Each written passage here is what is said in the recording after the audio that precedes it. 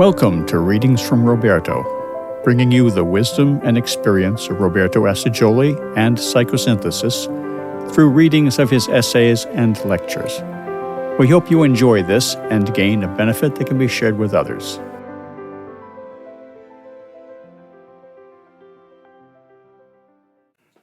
The Multiple Mind by Roberto Assagioli. Original title in Italian, L'animo multiplici. Read by Jan Cunningham. One of the greatest blindnesses, the most harmful and dangerous illusions that prevent us from being what we could be, from reaching the high goal for which we are destined, is to believe that we are, so to speak, all of a piece. That is, that we possess a well-defined personality. In fact, generally all our attention, our interest, our activity are taken up by external practical problems, by tasks and goals that are outside of us. We worry about earning money, possessing material goods, achieving professional or social success, pleasing others, or dominating them. Caught up in these mirages, we neglect to realize ourselves, to know who and what we are, to own ourselves. It is true that at certain moments we are forced to notice that there are conflicting elements in us, and we have to take care of bringing them into agreement.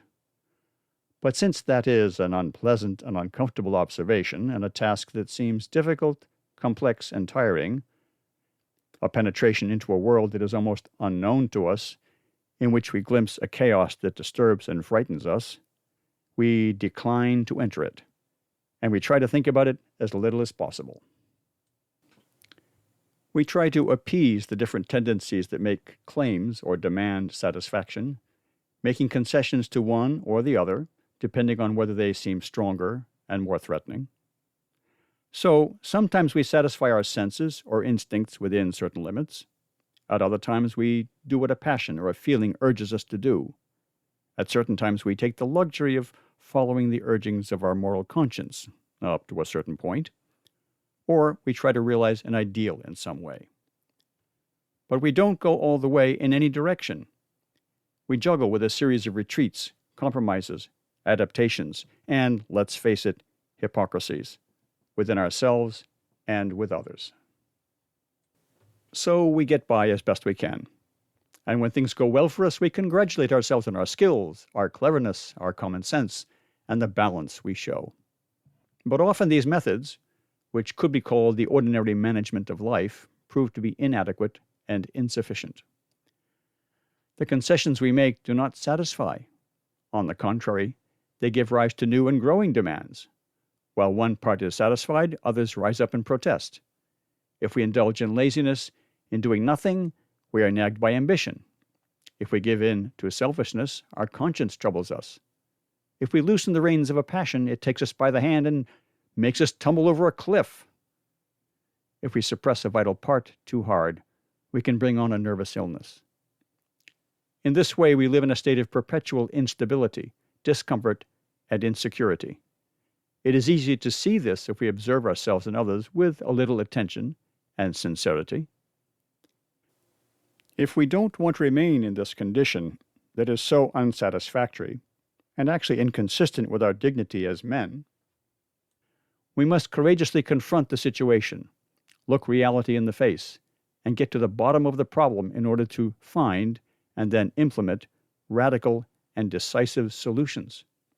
This we propose, and will try to do with these lessons. The first step on this path to clarity and truth consists in recognizing the chaos, the multiplicity, and the conflicts that are within us. There is no lack of warnings and testimonies in this regard.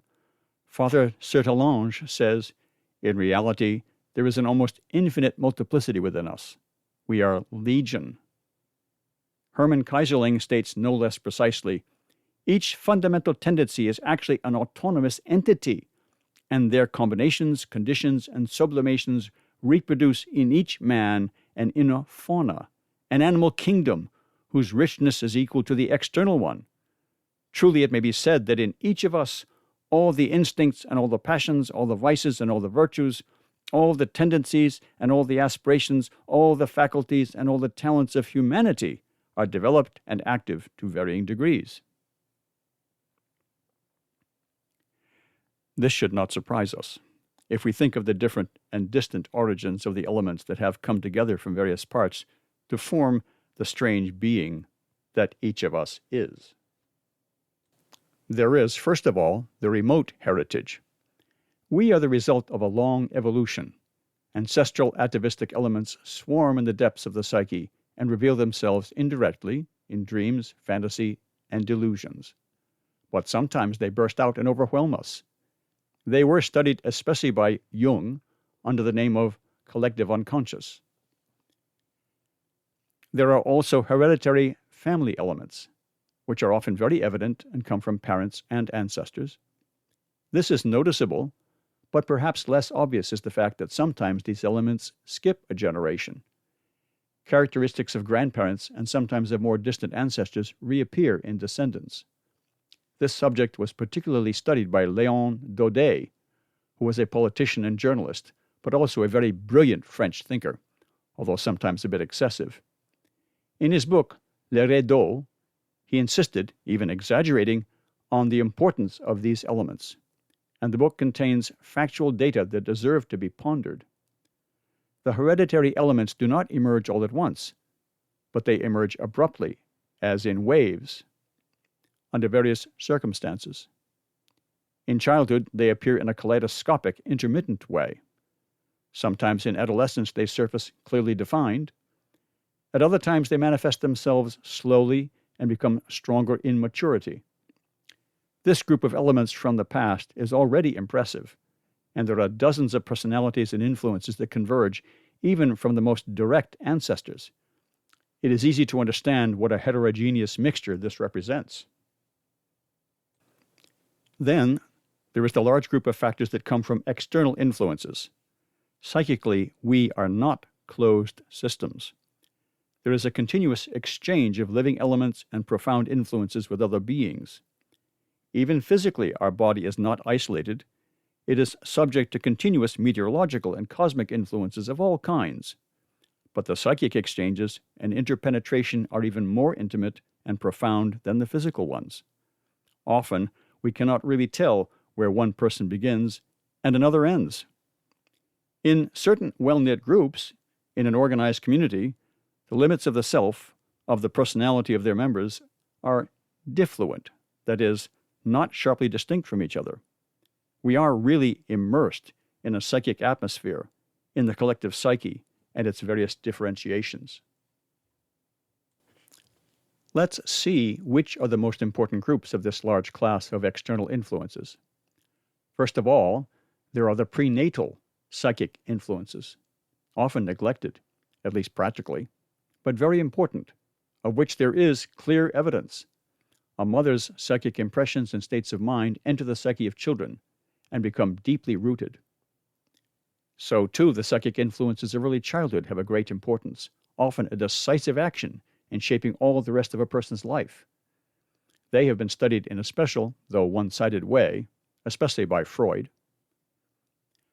Then there are continuous collective and individual influences by which we are fed or poisoned throughout life.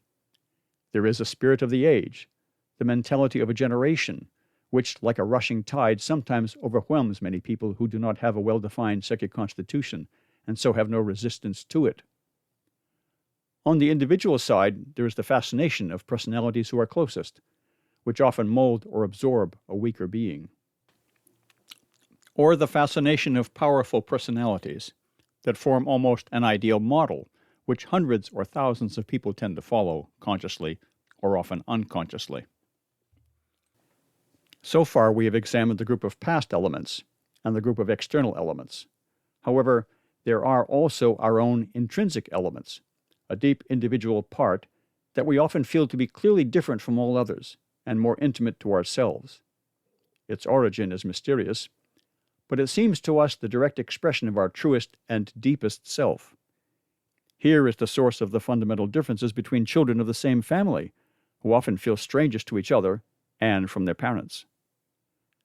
How many elements of different origins, different values, different levels. And these elements are in constant turmoil.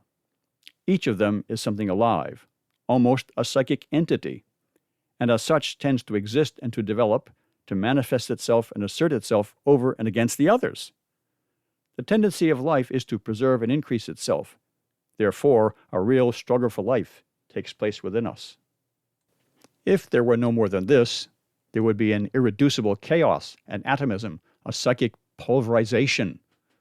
But in reality, this is not the case. These elements do not remain in isolation in us. They tend to associate and organize themselves. Through the coordinating action of the main functions, of the most important attitudes in human relationships that form the plot and the guidelines of our life, they tend to form real subpersonalities, different I's in us. In addition to what we are to ourselves, there are thus various groups of I in us.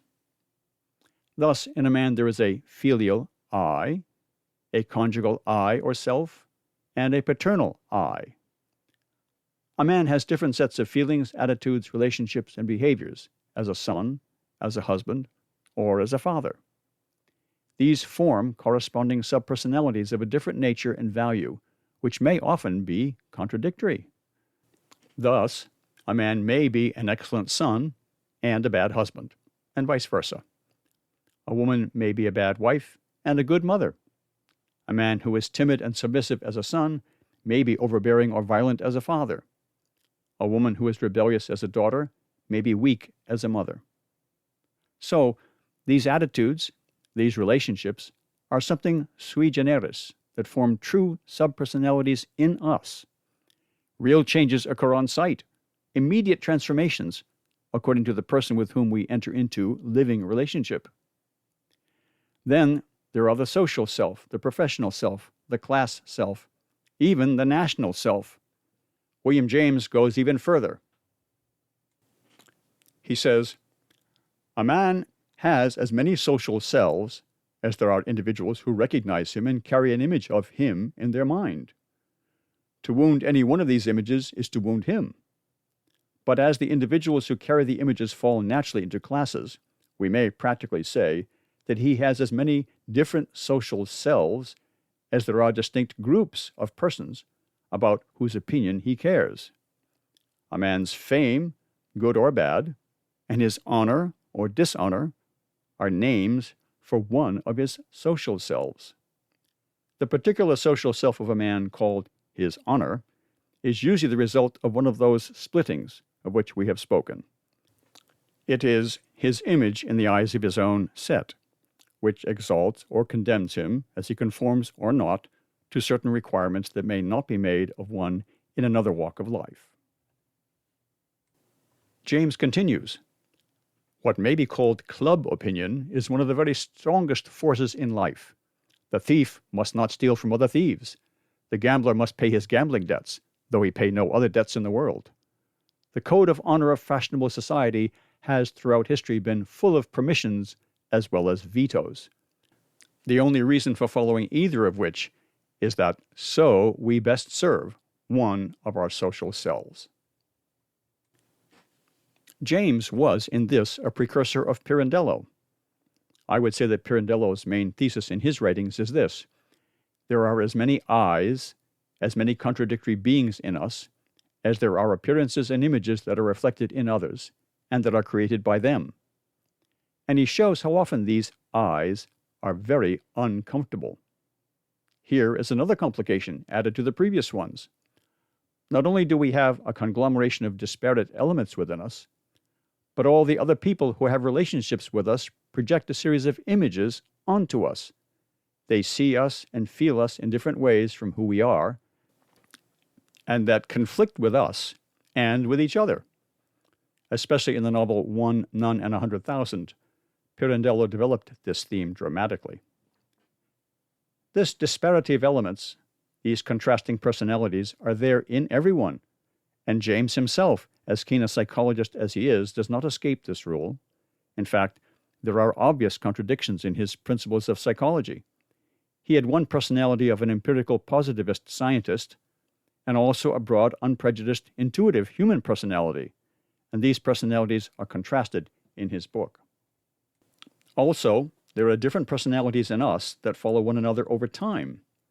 There is an infantile I or self, and then an adolescent I, which often creates an abrupt contrast to the infantile self. There is the young I or self, which is different from the adult I.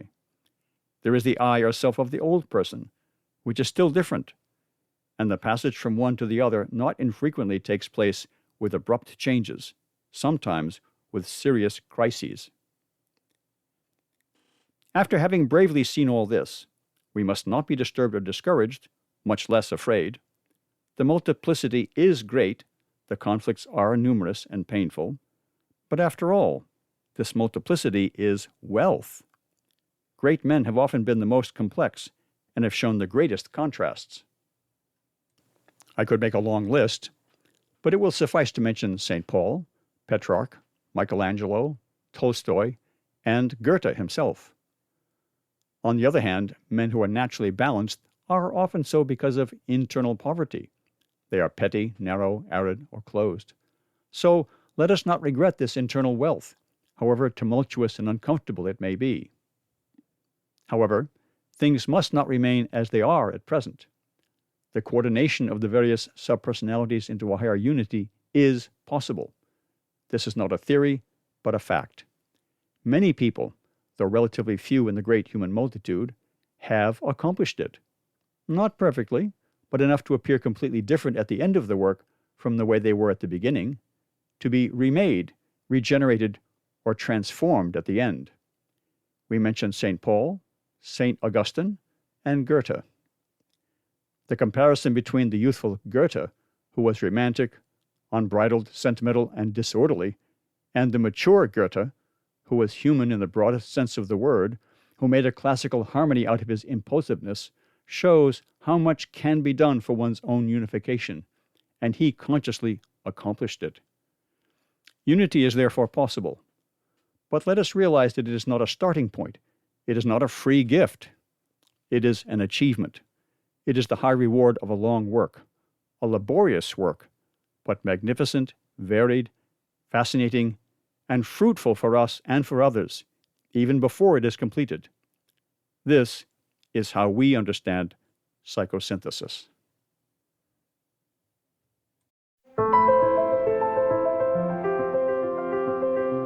Thank you for listening to Readings from Roberto, and we hope you will tune in to our next reading. Please don't forget to like and subscribe to share the wisdom.